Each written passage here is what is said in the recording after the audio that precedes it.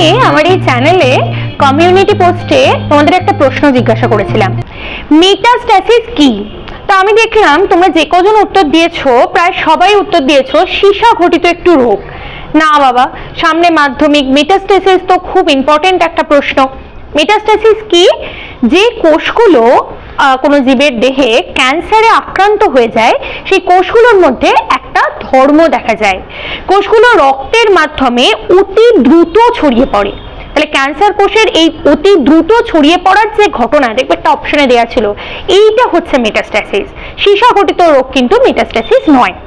আজকে আমি তোমাদের আরো দুটো প্রশ্ন দিচ্ছি 2025 মাধ্যমিকের জন্য ভীষণ গুরুত্বপূর্ণ প্রশ্ন। প্রথম প্রশ্ন, মিওসিসকে হ্রাস বিভাজন বলা হয় কেন?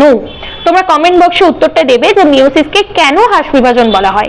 আমি পরের ভিডিওতে মিওসিসকে হ্রাস বিভাজন কেন বলা হয় এটা আরো ডিটেলসে কনসেপ্টে যাতে তোমাদের ক্লিয়ার হয় সেরকম ভাবে বুঝিয়ে দেবো।